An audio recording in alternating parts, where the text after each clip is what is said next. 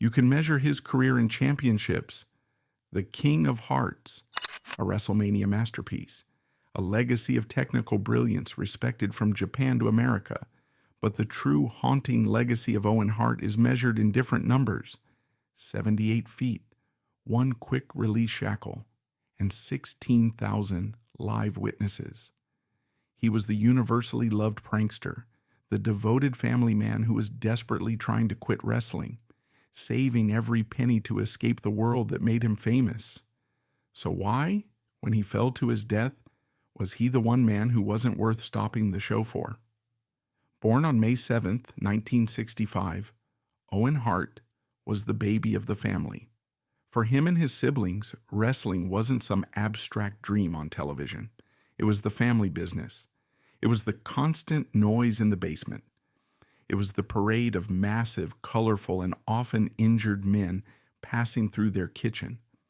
His older brother, Bret the Hitman Hart, was already the heir apparent. Bret was the serious artist, the intense one who lived and breathed the technical excellence of execution. Owen was different. Owen was a natural athlete, perhaps even more gifted and agile than Bret. He was quick, charismatic, and had a mischievous streak. But unlike his brother, he wasn't consumed by the desire to be a wrestling star. By nature, he was a homebody. He was funny, lighthearted, and from a very young age, he saw the dark side of the business. He saw the toll it took on his family, the injuries, the endless road trips, the financial instability. While he excelled at amateur wrestling in high school, his real passion was, well, anything else. He was in love with his high school sweetheart, Martha Joan Patterson. He talked about being a teacher or a firefighter or just settling down and having a normal life. To Owen, wrestling was just Dad's job. But in the Hart family, the dungeon always calls in 1986, after a brief stint at the University of Calgary. Owen finally succumbed and began training formally under his father. It quickly became apparent that he was a prodigy. He soaked up all the gritty, technical wizardry of the dungeon, but he added a component that was all his own, a dazzling high-flying aerial ability that was years ahead of its time in North America. He began his career in his father's Stampede Wrestling promotion, but he was destined for bigger things. He, along with his future brother-in-law Ben Basarab, traveled to Japan. It was in New Japan Pro Wrestling that the world first saw what Owen Hart could really do. He wasn't Bret's little brother there. He was a sensation. On May 27, 1988, wrestling under his own name, he defeated Hiroshi Heisei to become the first non-Japanese wrestler to ever win the prestigious IWGP Junior Heavyweight Championship. This was a massive achievement, a true pioneering moment. His success caught the eye of the big leagues. In the summer of 1988, Vince McMahon and the WWF came calling for Owen. This was the ticket. This was the job that would allow him to make real money, buy a house, and start the family he'd always wanted. But the WWF of 1988 wasn't interested in a 5-foot 10-inch technical marvel from Calgary.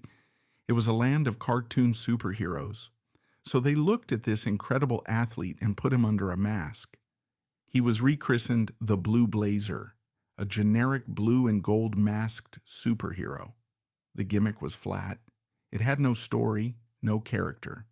Despite having incredible fast-paced matches with guys like a young Mr. Perfect, Owen was just another guy in a costume, lost in the shuffle. Frustrated and disillusioned, Owen left the WWF in 1989, just a year after he arrived. For the next 2 years, he did exactly what he'd always wanted to do. He tried to live a normal life. He married Martha. He worked odd jobs. He even applied to the Calgary Fire Department. He was happy, but the call of the ring and the financial security it promised was too strong. He wrestled around the world, including a short stint in World Championship Wrestling, but his heart and his family were in Calgary. In 1991, with his brother Bret, now a major singles star in the WWF, Owen decided to give it one more try. This time, he wouldn't be a cartoon.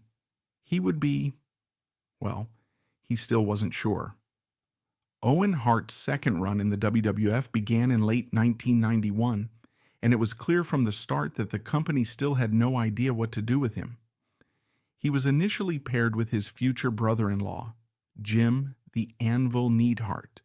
They were dubbed the New Foundation, a name transparently trying to draft off the success of his brother Bret's legendary Hart Foundation tag team. It was a clumsy, uninspired sequel. They were given bright, baggy pants and suspenders, looking less like the gritty, tough-as-nails originals and more like a pair of 90s ski instructors. The team had no momentum and went absolutely nowhere. After the Anvil left, Owen was repackaged again. This time, it was with Coco Beware in a team called High Energy. The outfits, impossibly, got even worse. They wore bright red and green checkerboard pants with matching suspenders. They looked like walking, high-fiving Christmas presents. Owen, one of the most gifted technical wrestlers on the planet, a man who had been a celebrated champion in Japan, was now a neon-colored joke.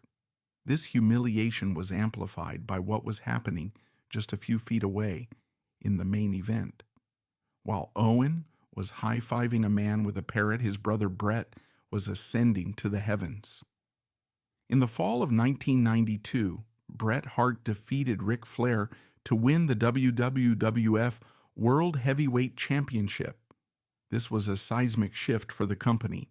The era of the bodybuilders was ending, and Vince McMahon was placing his trust in a smaller technical wrestler. It should have been a sign of hope for Owen. His own brother was proving that a guy like him, a Hart, a technician, could reach the top. But Owen wasn't even in the conversation. He was stuck in wrestling limbo, a world-class performer trapped in a clown suit. The professional frustration was mounting. A severe knee injury in 1993 sidelined him for several months. It was a blessing in disguise. It got him off television, killed the dead-end high-energy gimmick, and gave him time to reflect. When he returned, something had changed. The smiling, high-fiving, aw-shucks kid was gone. The frustration that had been simmering for years was about to boil over, and it would ignite the greatest storyline of his career. It all began at Survivor Series 1993. The event was built around a traditional elimination match. The Hart family, Bret, Owen, and their older brothers Keith and Bruce, against Shawn Michaels and his mysterious Knights. For the first time, the famous brothers were all together on the big stage. It was supposed to be a triumphant family reunion. It was anything but. During the match, Bret, standing on the apron, inadvertently collided with Owen, who was reeling from an attack. The collision knocked Owen to the floor, where he was pinned and eliminated. He was the only Hart brother to be eliminated. The rest of the family, Bret, Keith, and Bruce, went on to win the match, celebrating together in the ring. Owen, however, returned to the ring after the match. He wasn't celebrating. He was furious. He stormed up to Bret, blaming him for the elimination, shoving his champion brother in the chest. The family tried to play peacemaker, pulling them apart. But the first crack in the facade had appeared. For the first time, Owen's chipper mask had slipped, revealing the bitterness underneath. Over the next few weeks, Owen's entire demeanor changed. He adopted the pink and black colors of his brother, but with a new sharp-edged logo that read, "The King of Harts." He began cutting promos, issuing a challenge. He wanted to wrestle his brother Bret to prove he was better. Bret, playing the role of the noble older brother and champion, refused time and time again he would never fight his own brother. The Hart family, including parents Stu and Helen, appeared on WWF television, pleading for peace. On Christmas, it seemed they had reconciled Owen, seemingly, had seen the error of his ways. As a sign of their renewed bond, they decided to challenge for the WWF Tag Team Championship at the Royal Rumble in 1994. This was their chance to rule the WWF side by side as brothers and champions. They faced the reigning champions, the Quebecers. It was a long, grueling match. Bret, the workhorse, took the brunt of the punishment, sustaining a serious knee injury. He was trapped in a submission, desperate to tag his fresh younger brother. He clawed his way across the ring, his hand outstretched, but he couldn't make it. The referee, seeing Bret was unable to continue, stopped the match. The Quebecers retained their titles. Owen was incensed. He didn't rush to help his fallen brother. He didn't check on his knee. He stalked around the ring, his face a mask of contempt. He looked down at Bret, who was writhing in agony, and in a moment that would define his career, he kicked Bret's bad leg out from under him. The crowd erupted in a shower of boos. This was the ultimate betrayal. Owen stormed off, leaving his brother helpless. Later that night, Bret, bad knee and all, would heroically co-win the Royal Rumble match. But the story was already set. In a backstage promo, Owen delivered the performance of his life. He wasn't a roaring monster. He was something far more effective. He was a bitter, whining, petulant little brother, and every word he said felt real. "You know, Bret, you're always trying to hold me down," he seethed, his voice cracking with perceived injustice. "All you care about is yourself. You're selfish, and I'm sick of it." And then came the line that defined his new character, a line so childish and yet so psychologically perfect. "You know why I kicked your leg out from under your leg? Because you're selfish and you didn't tag me." It was brilliant.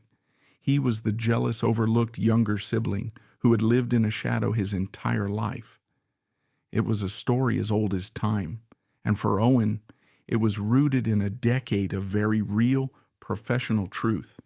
He was finally channeling all that high-energy frustration into a new, dangerous persona. This, of course, led to WrestleMania 10 at Madison Square Garden. This wasn't the main event. This wasn't for a title. This was the opening match.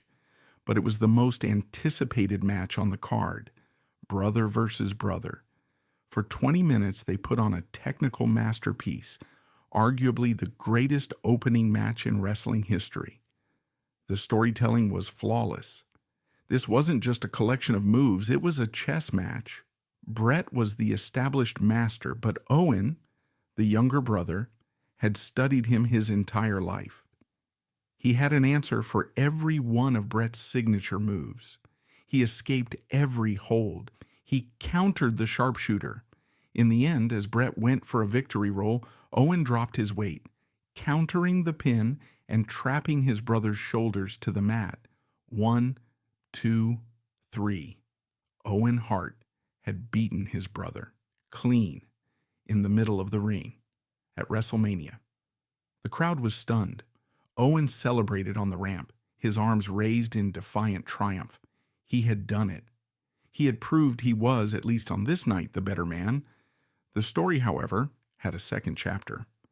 Later that same night, Bret Hart had to wrestle again, this time defeating the massive Yokozuna to win back the WWF Championship. As Bret celebrated in the ring, pyro exploding, the entire locker room pouring out to congratulate him. The camera cut to one man standing alone in the entranceway. It was Owen, staring, his face frozen in a look of pure, unadulterated jealousy. He had won the battle, but his brother had still won the war. He had beaten the man, but the man still got all the glory. It was perfect, simple, and beautiful storytelling.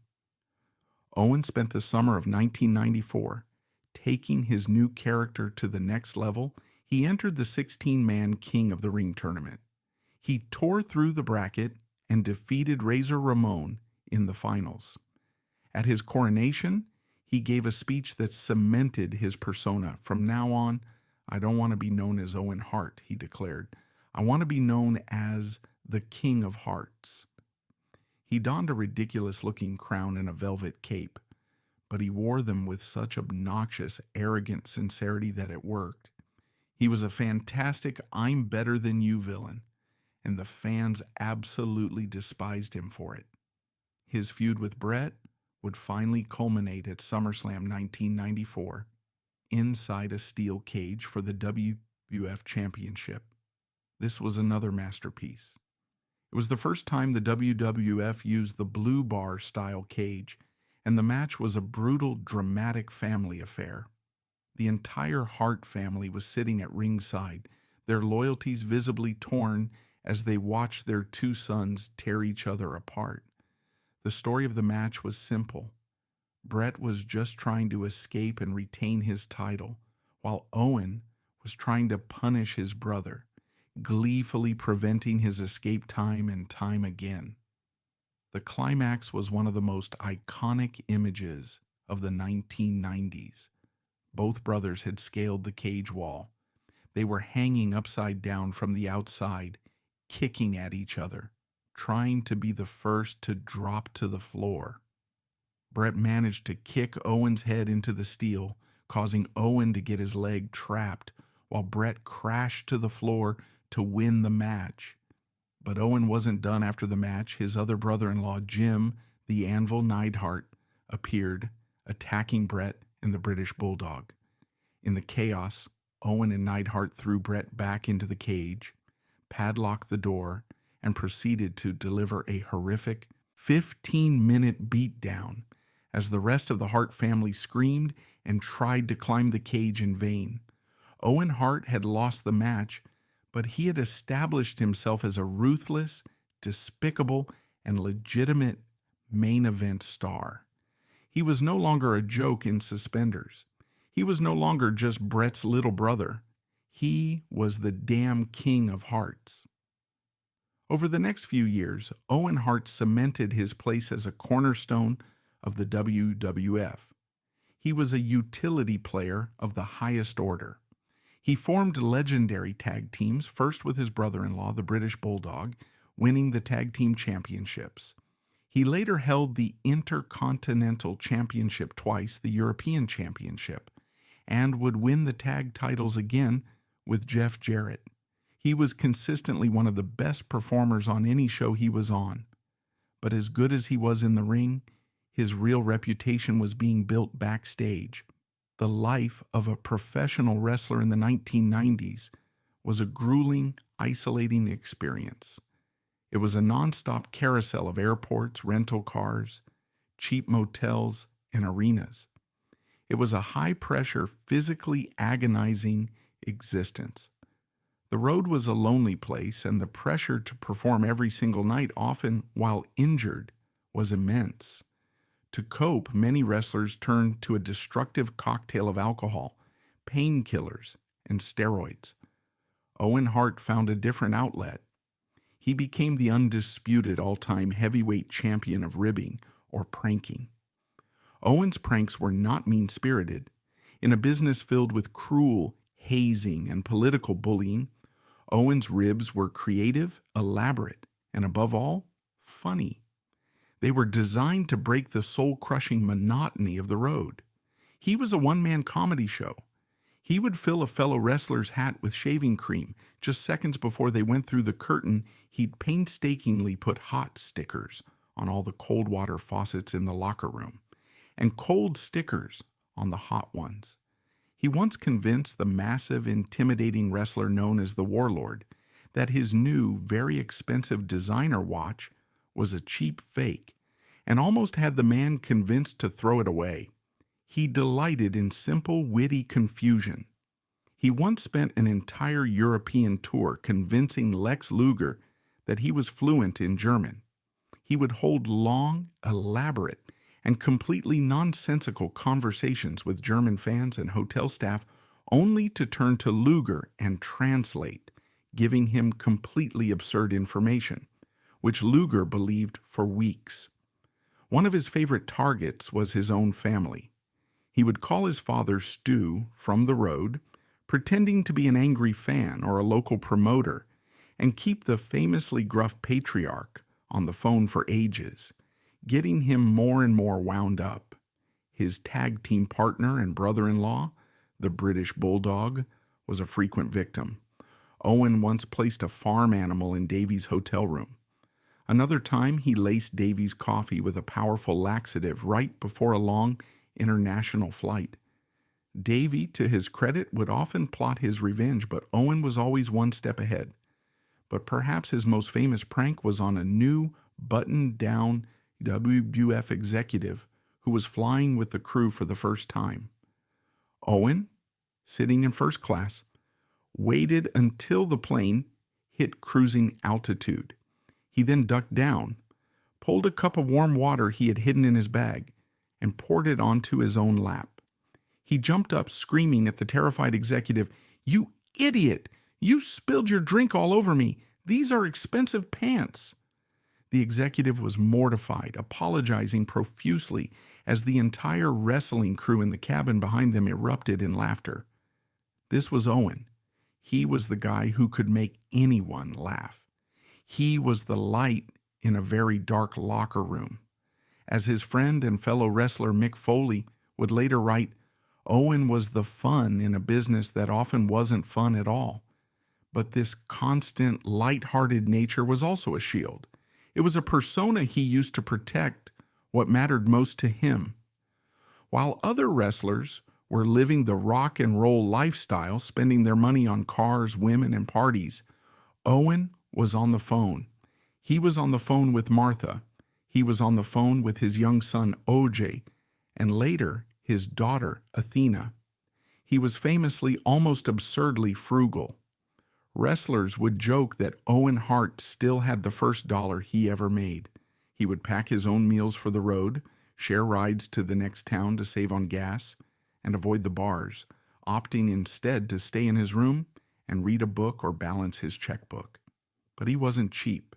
He was focused. He was saving every single penny. His WWF contract was his means to an end. That end was a large, beautiful house in Calgary where he could be with his family, away from the madness of the road. He had an exit plan. This was the crucial difference between Owen and so many of his peers. He was not a lifer.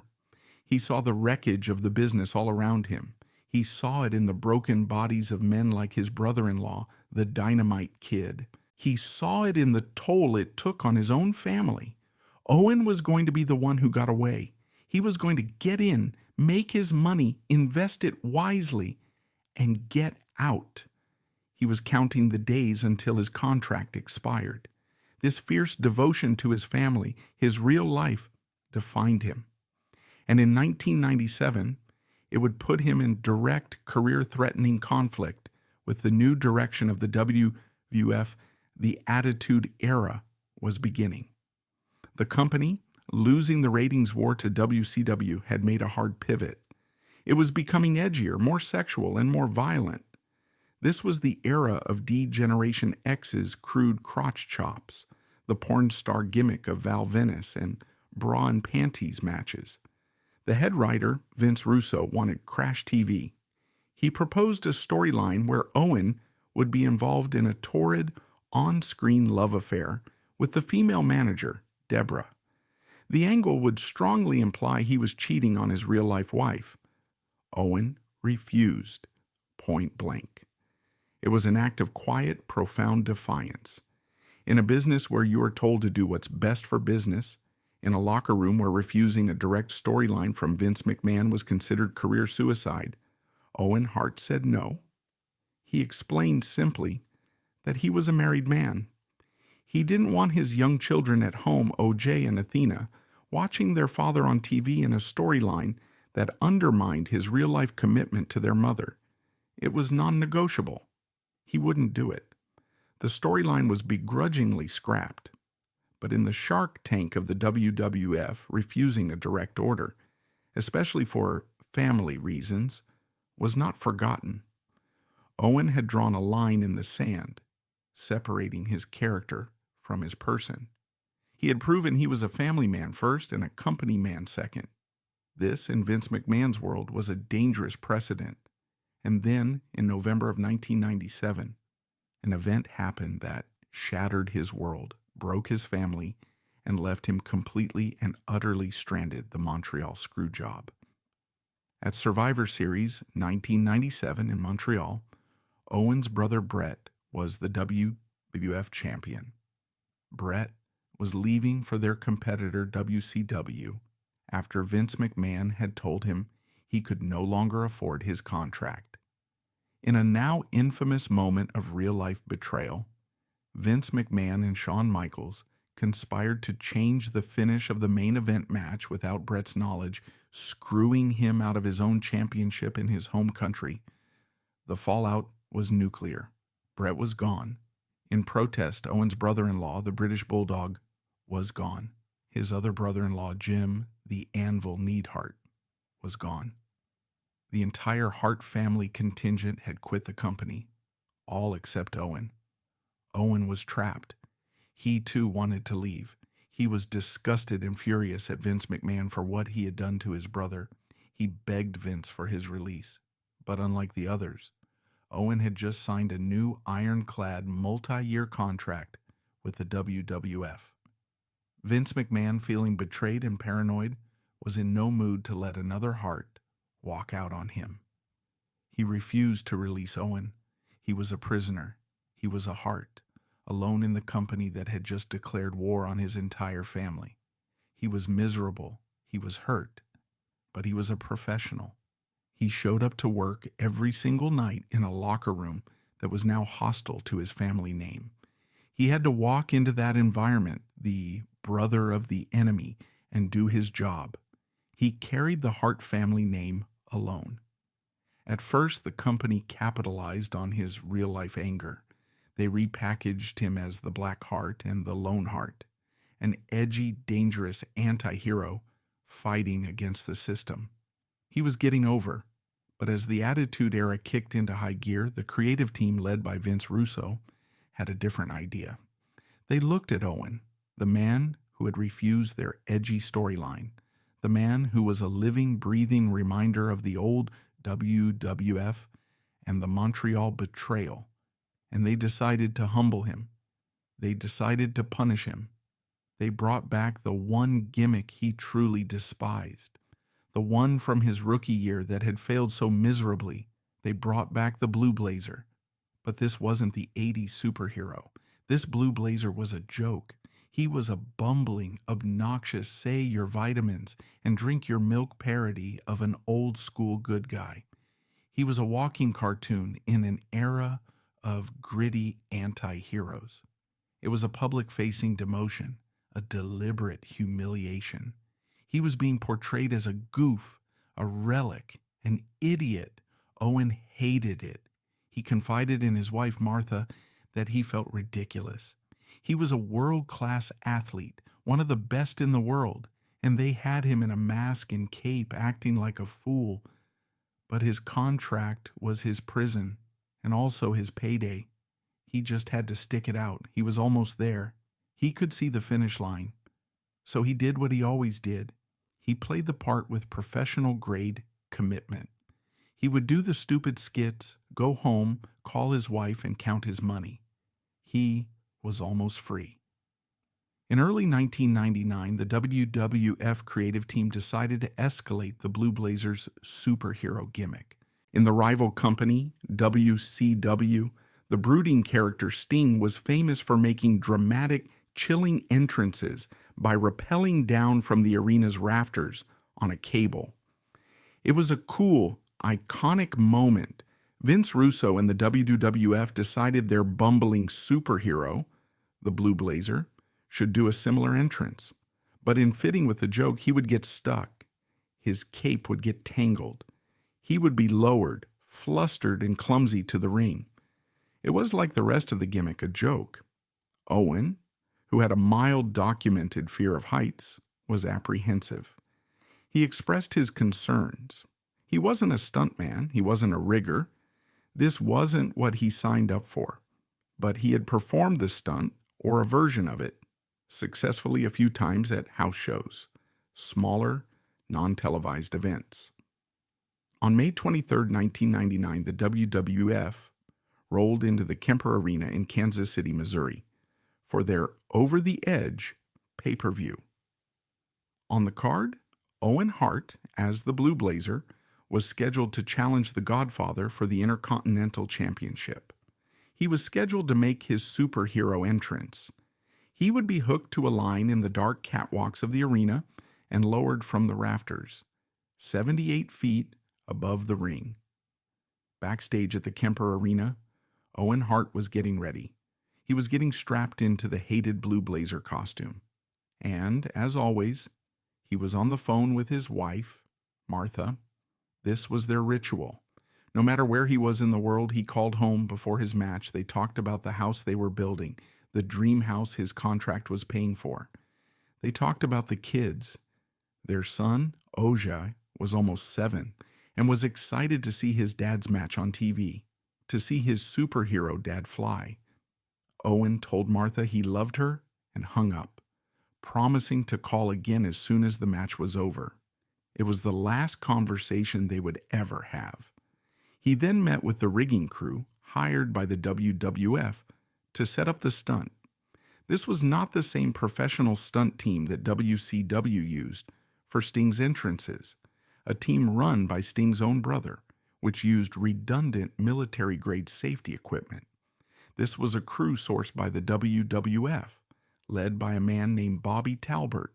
The system they had devised was fundamentally different, and it was different for one specific reason: comedy. Sting's entrance was slow, methodical, and dramatic. His harness was a complex full-body climbing harness that was difficult to unhook, often requiring several people. The WWF, and specifically writer Vince Russo, wanted something faster. The joke was that the Blue Blazer would descend, land perfectly in a superhero pose, and then, in his bumbling way, struggle to release the harness, making him look like an idiot. To achieve this quick release, the crew had settled on a device, a quick-release snap shackle. It was a piece of marine hardware, a device used in competitive sailing. It was designed to release a boat sail with a single pull of a lanyard, even when under thousands of pounds of tension. It was not by any stretch of the imagination designed or rated to support a human life. In previous successful attempts at house shows, Owen had worn a standard, secure, rock-climbing harness. But for the pay-per-view, that was deemed too bulky and too slow to release for the gag. So he was wearing only a simple vest with a snap shackle as the only connection point. There was no redundant safety line. There was no backup clip. There was nothing. His entire 227-pound body, plus the weight of his costume, would be dangling 78 feet in the air from a single trigger-activated sailing clip. Owen was notoriously safety conscious. He always checked his own equipment. But he was not a rigger. He was a wrestler, trusting the experts the company had hired. He trusted them with his life. He put on the vest. He was hooked into the line. He was raised into the darkness, up into the steel catwalks of the Kemper Arena, nearly 8 stories above the ring. He was alone in the dark, waiting for his cue. Below him, a pre-taped goofy interview with him as the Blue Blazer played on the arena's screens. The crowd of 20,000 people was electric, still buzzing from the previous match. They had no idea there was a man dangling precariously above their heads. In the rafters, something went horribly wrong. Did Owen's cape snag on the release lanyard? Did he shift his weight, believing he was in a secure harness, and accidentally trigger the clip? Did he grab the release cord, thinking it was a support line in the dark?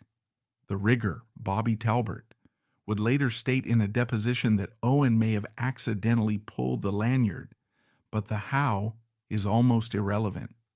The fact remains: the system was built with a single catastrophic point of failure. It was a system designed to fail. In an instant, the shackle released. Owen Hart fell. He fell 78 feet. There was a brief, terrible scream. He impacted the ring chest first on the top rope near the turnbuckle. The impact severed his aorta. The sound, as described by eyewitnesses, was horrific. It was not a loud crash. It was a sickening, hollow thud that echoed through the stunned arena. Referee Jimmy Corderas, who was in the ring preparing for the entrance, saw the blur of the blue and red costume fall past him. His first surreal thought was, "It's a prank. It's a dummy. Owen is going to run out from the back, laughing." He looked back and saw Owen contorted on the mat, his cape draped over him. He saw the growing stain. Corderas knew immediately this was real. He scrambled to his side, his face ashen, and saw Owen's eyes, open but vacant. At the commentary table, Jim Ross and Jerry the King Lawler were trying to understand what they had just seen. The cameras in the truck had been focused on the crowd, so the television audience didn't see the impact. They only saw the aftermath, the confused commentators, the medical staff who had been on standby, rushing the ring. Jerry Lawler, a personal friend of Owen's, threw his headset down and ran to the ring. He saw the chaotic scene. He saw the EMTs performing CPR. He saw Owen's face, the color draining from it. He knew. Lawler walked back to the commentary table, white as a sheet, and whispered into Jim Ross's headset, "He's gone, JR. He's gone." But Ross, the consummate professional, couldn't say that. Not yet. Not officially. For several agonizing minutes, the broadcast was a chaotic, horrifying scene of real-world emergency. The 20,000 fans in the arena watched in stunned, awful silence as EMTs desperately worked on Owen in the middle of the ring. Jim Ross, his voice trembling, was tasked with explaining the unexplainable to the millions watching at home. He had to pivot from sports entertainment hype to breaking news in real time. He would deliver the most chilling, infamous words in wrestling history.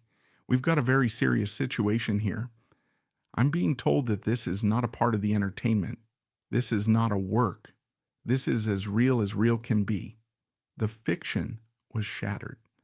The Attitude Era had just collided with reality, and reality had won. Owen was stretchered out of the ring, the crowd giving him a respectful, terrified ovation. He was rushed to the nearby Truman Medical Center, where he would be pronounced dead on arrival. Backstage there was chaos. Wrestlers were huddled around monitors, crying, praying, vomiting. They were looking for answers. They were looking for leadership. They found Vince McMahon. The show was only halfway through. The owner of the company had to make a decision: cancel the biggest show of the month, send 20,000 fans home, and deal with the financial and logistical fallout, or continue. Just moments after Owen's ambulance sped away, word came back from the hospital. Owen Hart was dead. He was 34 years old. Vince McMahon gathered the wrestlers who were nearby. He told them the news, and then he told them the show would go on his justification, which he would state publicly was twofold. First, he feared a riot if the show was suddenly canceled and the arena was emptied. Second, he believed it's what Owen would have wanted. This decision remains to this day one of the most controversial and debated in entertainment history. To the wrestlers, it was a cold, impossible order. Their brother was dead, and the boss was telling them to go out and perform. Jeff Jarrett, Owen's tag team partner and one of his closest friends, was told the news. He was in tears. He was then told he was up next. He had to go out, find his manager, Deborah, and wrestle his scheduled match against Val Venis. He did it, his face a mask of numb, disbelieving grief.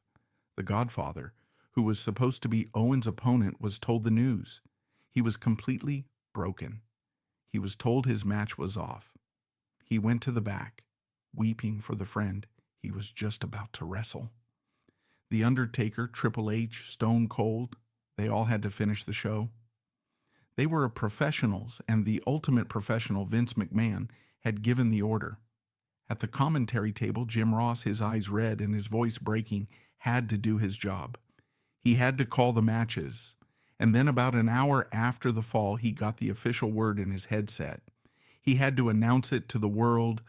Ladies and gentlemen, I have the unfortunate responsibility to let everyone know that Owen Hart has died. Owen Hart has tragically died from that accident here tonight. For the next hour, the WWF pay-per-view continued. The matches happened. The pyrotechnics exploded. The storylines continued. But the entire event was draped in a pall of death. In the main event, blood from a storyline injury dripped onto the mat, mixing with the very real blood stain in the corner, a stain which crews had tried and failed to completely clean during a commercial break. The show did, in fact, go on, but the Attitude Era in that moment had curdled. The reckless, anything-goes quest for shock value had resulted in a real death in real time, and the machine, drenched in blood and pyrotechnics, just kept on rolling. Less than 24 hours after Owen Hart's body was stretchered out of the Kemper Arena, Monday Night Raw went on the air. It was not a normal show. The storylines were dropped. The feuds were forgotten. The broadcast was retitled simply, Raw is Owen. It was a 2-hour tribute show dedicated entirely to his life. It was one of the first and most raw moments of its kind in television history. The curtain was not just pulled back, it was torn down. One by one, wrestlers came to the ring, breaking character, many of them weeping uncontrollably to share their memories. Mark Henry, a giant of a man, stood in the ring and read a poem he had written for his friend, his voice cracking with an emotion the audience had never seen from him. Jeff Jarrett, his face etched in a mask of numb grief, spoke about the man he called his best friend. The Godfather, who was supposed to be Owen's opponent, was visibly shattered. Mick Foley, always the heart of the locker room, tried to articulate what Owen meant to everyone. Perhaps most jarringly, The Rock, at the peak of his brash, electrifying persona, came to the ring as simply Dwayne Johnson. He was supposed to cut a promo about the main event, but he couldn't. He broke down talking about his friend OJ and how Owen was the one who taught him to be humble and to always be good to the fans. The entire roster stood on the entrance ramp, their arms linked, a sea of broken down performers who had lost their brother. It was powerful, it was real, and it was also, from another perspective, a horrifying spectacle. While this public display of mourning was being broadcast to millions, Owen's wife, Martha Hart, was not grieving with them. She was in a hotel room in Kansas City. She had just been to the morgue to identify her husband's body. She had just had to call her 7-year-old son, OJ, and tell him that his father, his superhero, was never coming home. To her, the Raw is Owen show was not a tribute. It was a grotesque, self-serving display of hypocrisy. It was the company that had, through what she saw as gross negligence, killed her husband, now seizing control of the narrative. They were painting themselves as a grieving family, and in the process, getting massive television ratings. This was the moment the battle lines were drawn. Martha Hart was not part of the wrestling family. She was a widow, and she was furious. Her husband, the most safety-conscious, frugal, and family-oriented man she knew, was dead, and she wanted to know precisely why. In the days and weeks that followed, Martha, with the backing of Owen's parents Stu and Helen, filed a wrongful death lawsuit against the WWF, the city of Kansas City, and the rigging company. The discoveries made during the lawsuit's discovery phase were damning. The snapshackle used for the stunt was, as suspected, never intended for human support. The manufacturer, Lumar Marine, was brought in. They testified that the shackle was explicitly not rated for lifting or supporting human life. Its instruction manual warned against it. The rigging company itself had been hired hastily. The lead rigger, Bobby Talbert, was found to have a spotty safety record. He was not a certified stunt coordinator. He was a sailing rigger. And most critically, the investigation confirmed what everyone feared. There was no redundant safety line. There was no backup harness. Every single protocol for an aerial stunt of that nature, protocols that were standard in film, theater, and even in WCW, had been ignored. They had been ignored in favor of a faster, cheaper, and more comedic system. Owen Hart, a world-class athlete, was killed for a gag. The WWF's legal team, led by Vince McMahon's top attorneys, fought back, and they fought back hard. The company's primary defense was the cold, corporate argument of independent contractor.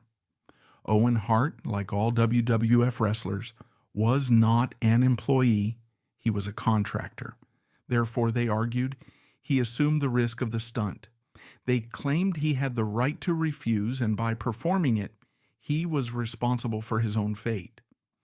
Then, they went on the offensive. In a move that shocked the Hart family, the WWF countersued. They didn't just sue Martha. They countersued the entire Hart family estate, including Owen's grieving parents, Stu and Helen.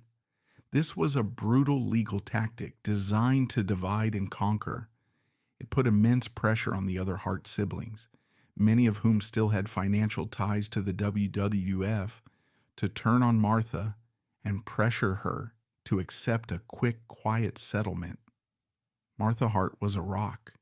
She was a grieving widow with 2 small children, and she was facing a billion-dollar entertainment empire. She would later write in her book, Broken Hearts, that the WWF's legal tactics were designed to bully and bankrupt her. They drowned her in paperwork. They offered her settlement after settlement, millions of dollars to just go away and be quiet. She refused. She didn't want the money. She wanted the truth. She wanted Vince McMahon, the man she held ultimately responsible, to sit for a deposition. She wanted the company to be held accountable in a court of law for her husband's death. She did not break. Finally, on November 2nd, 2000, after 18 brutal months of legal fighting, the WWF and the Hart family settled out of court for $18 million.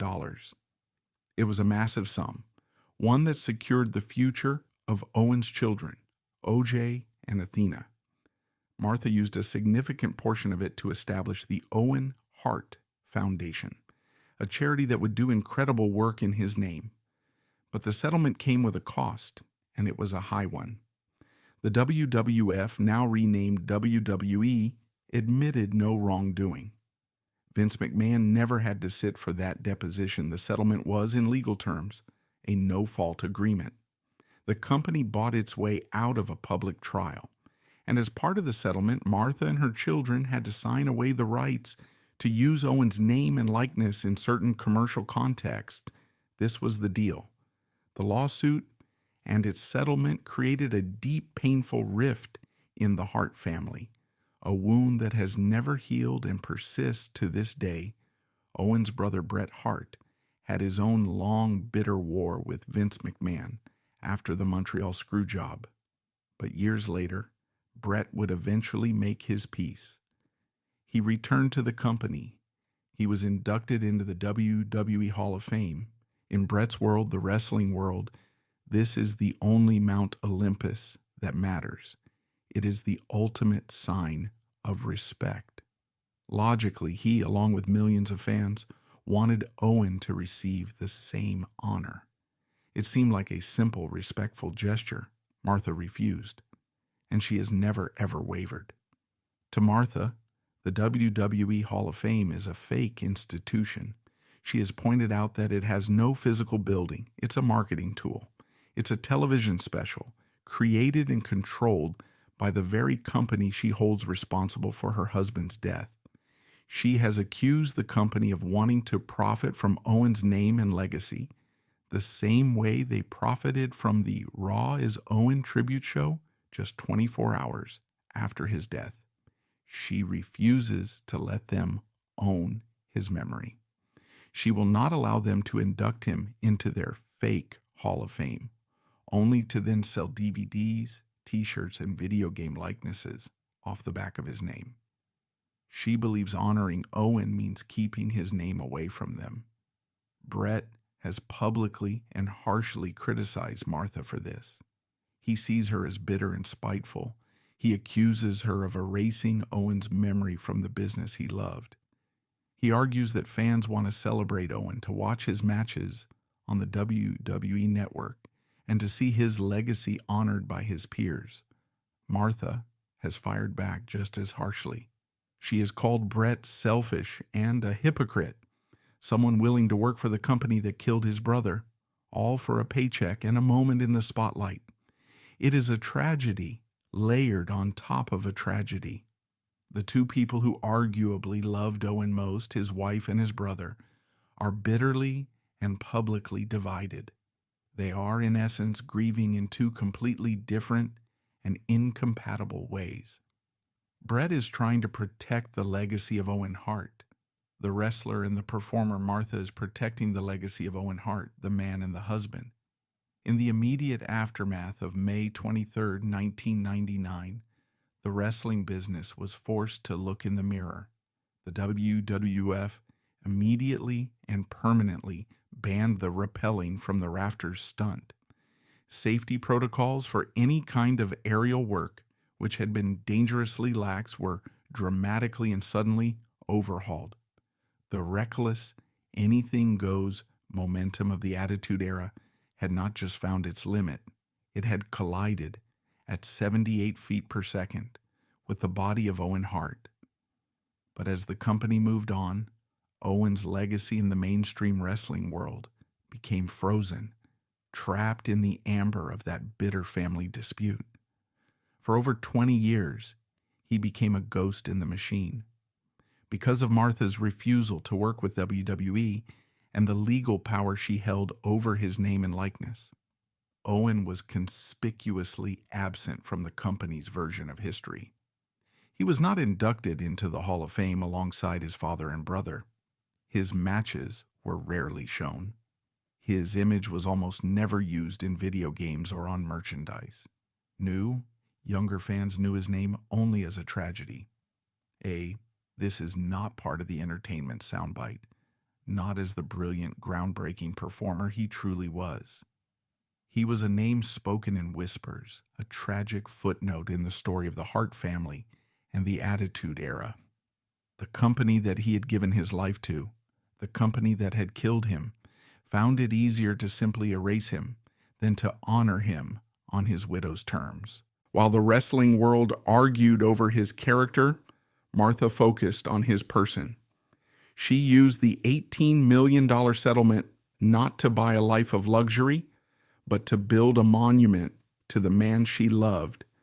She established the Owen Hart Foundation. This was not just a token charity, it was an act of defiance. It was a statement that Owen Hart was a man, not a gimmick.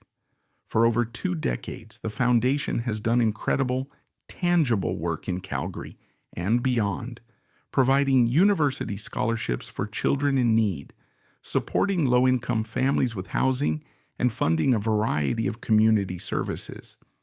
In a beautiful, poetic way, the Owen Hart Foundation is the retirement he was working toward, actualized after his death by the woman he loved. For a long time, it seemed that would be the end of the story. Owen's wrestling legacy would exist only on old, grainy VHS tapes, and in the memories of those who were lucky enough to see him. The industry had no place for him. Then the entire landscape of professional wrestling shifted. In 2019, a new company, All Elite Wrestling, was founded, backed by billionaire Tony Khan. It was the first major promotion with national television and financial stability to truly compete with WWE in 2 decades. For the first time, There was another option. In 2021, something that had been unthinkable for 22 years happened. AEW announced an official partnership with Dr. Martha Hart and the Owen Hart Foundation. It was a stunning seismic development. For the first time, a major global professional wrestling promotion was celebrating Owen's life and career with the full blessing and involvement of his wife and children. The announcement was cemented by a moment many thought they would never see. Martha Hart, alongside her children, OJ and Athena, appearing on television smiling to announce the partnership. This was not the grieving widow at war with an industry. This was a woman who had won her fight on her terms and was now ready to allow her husband's wrestling legacy to be celebrated in a way she felt was respectful and honorable.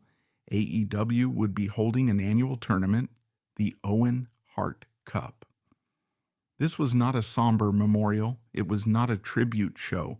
It was a celebration. It was and is a showcase for the best male and female wrestlers in the world competing in an elite tournament, just as Owen did when he became the King of the Ring. The winners receive a trophy called the Owen, a massive, beautiful cup adorned with his image. In a way, it was the perfect home for him. The fast-paced, athletic, high-flying, technical style that Owen Hart helped pioneer in North America. The very style that was often overlooked in the land of giants is the dominant DNA of AEW. He is not just a visiting legend there. He is a stylistic godfather. It brings his entire story full circle. The name Owen Hart is no longer a whisper. It is no longer just a synonym for tragedy. It is being chanted by a new generation of fans in packed arenas as they watch world-class athletes compete in his name. The King of Harts is once again and finally a name associated with in-ring excellence. Owen Hart was the exception in the Attitude Era, a sober family man who quietly resisted the system's excesses, even refusing immoral storylines. He was ultimately failed by the business he served. The tragedy isn't just his death, but why he died. For a cheap, unnecessary stunt in a ridiculous costume. He died for a gag. His legacy, however, is not the fall. It's his laughter, his 2 successful children, the students helped by his foundation, and the King of Harts tournament that finally celebrates his name, known as Nugget to family and one of the best men to his peers. He was the heart of the WWF, and his loss changed wrestling forever.